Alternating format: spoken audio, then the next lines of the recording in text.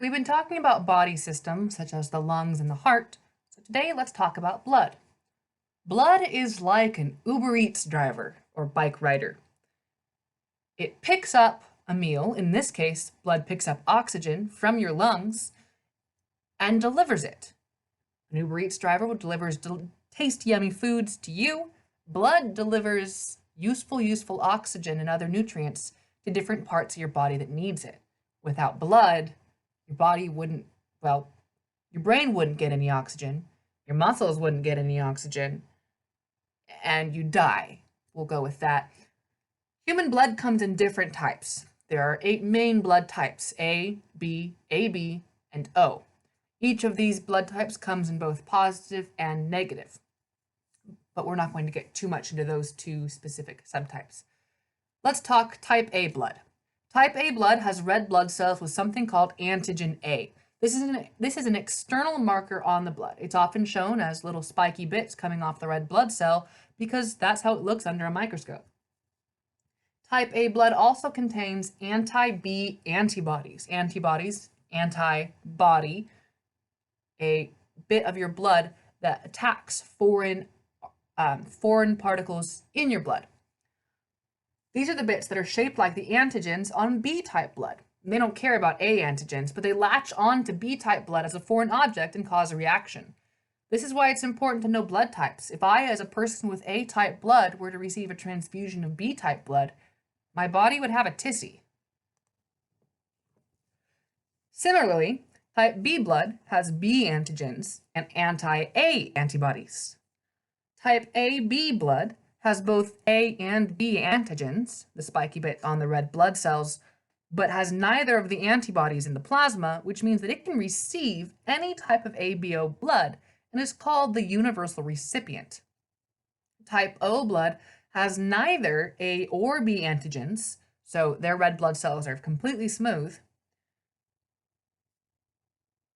and both types of antibodies. So the plasma has both anti-A and anti-B antibodies.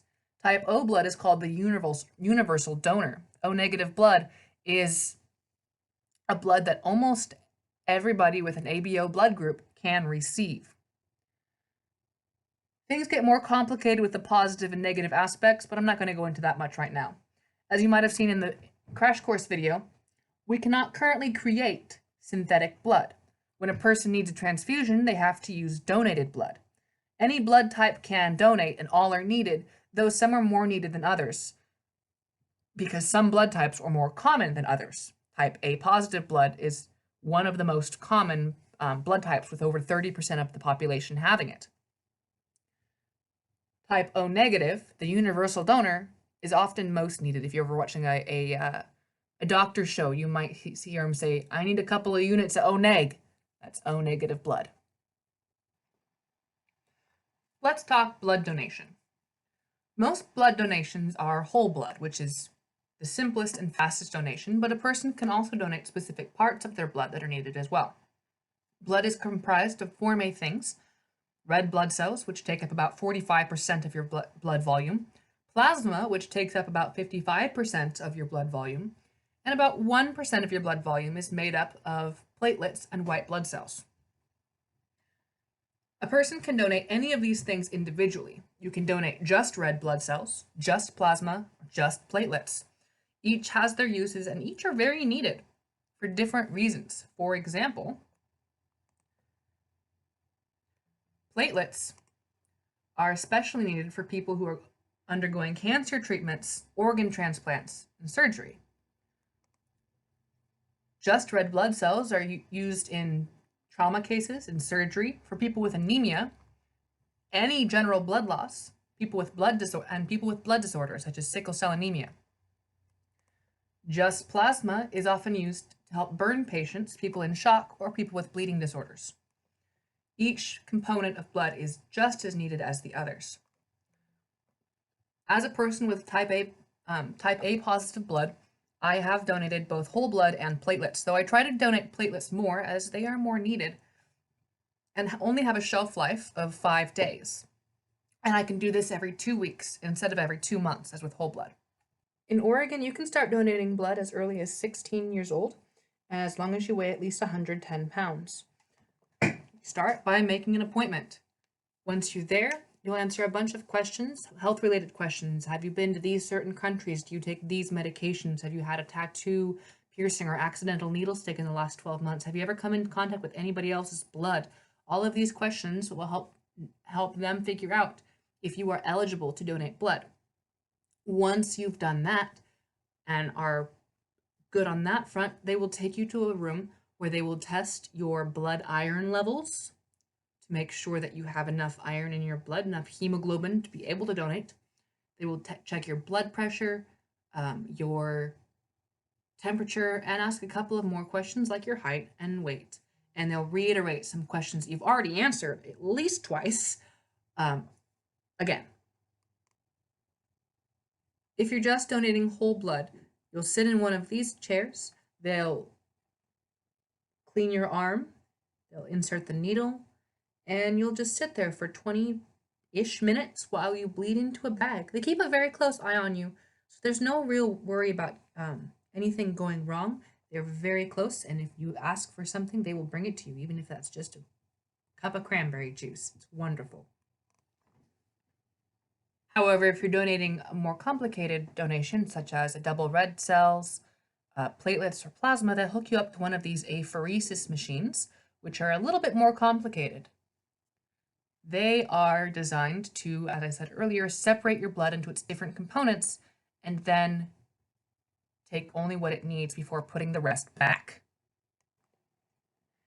Here you can see the centrifuge inside the machine that is all hooked up and ready. This is after I've donated, so yes, you can see the blood going through the pipes and all the tubing there. But that machine spins really, really fast and separates the blood out while the machine is hooked up to me.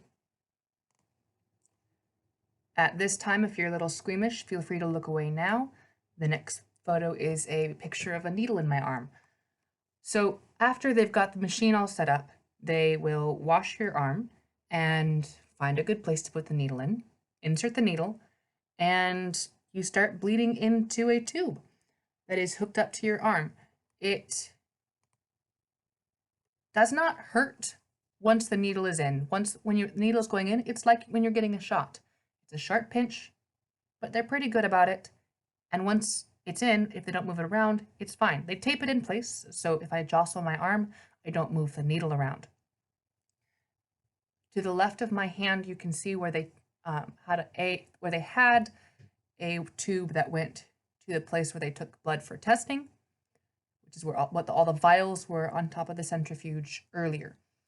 The tube to the right goes into the machine, and there'll be a little bit more on that in a bit. Okay, you can open your eyes now. The next segment is of the machine running. It's kind of loud, but at the same time, it's kind of quiet. So listen carefully to what my apheresis machine tech was explaining, please. This is our drawn flow screen. What happens here is that the way your vein is flowing right now, it tells us that we can try to draw maximum volume from you. If you start beeping too much, we can turn this down so it's not flowing as hard. The return flow is how fast and how hard it's going into your veins. And so I just turned it down because we were getting close to the top here and we don't want it to get to the top. We want it to stay in the green. Right. That way it's not pushing too hard on the vein. It's going into the centrifuge chamber right now. You're getting your return. And that's the clipping in here. This is the reservoir. It's already gone into the centrifuge chamber. It's already been spun around really fast and separated. It comes back up this way. This is where the red cells that have been separated from the rest of your blood go. And this is the plasma and the platelets, and they go back up into this cool little bag here. We don't have a lot right now, but that bag's going to be full once we get it going. Yeah, it's pretty neat. The tubing here, this is the line for the anticoagulant. And what happens is that it goes all the way down this line and then comes in here and then mixes with your blood after your blood goes down into it and comes right back in here. And this is like the mixed portion of it, which is really neat. Oh, I didn't even know that. Yeah. The anticoagulant keeps your blood from coagulating, which is clotting and Clumping, yeah. clumping up. And it's a pretty cool process because this machine can detect if you have like too many red blood cells in your platelet area. There's a sensor in here somewhere. I don't remember where all the sensors are, but it has so many sensors, and one of them is like, oh, I detect red blood cells. You need to do something about it. And it also tells us if there's not enough anticoagulant coming in. There's a sensor up here. There's just so many things about this machine. It's so smart. That's really cool. Yeah. Then, once you have finished with your donation, they rinse it back. It's called a rinse back cycle, where they make sure that everything that needs to be back in your body is back in your body.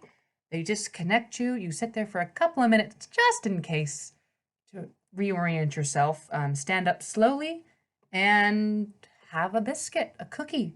And I will say that I would do this just for those cookies. These particular chocolate cookies have a bit of marshmallow under all that frosting, and they are delicious.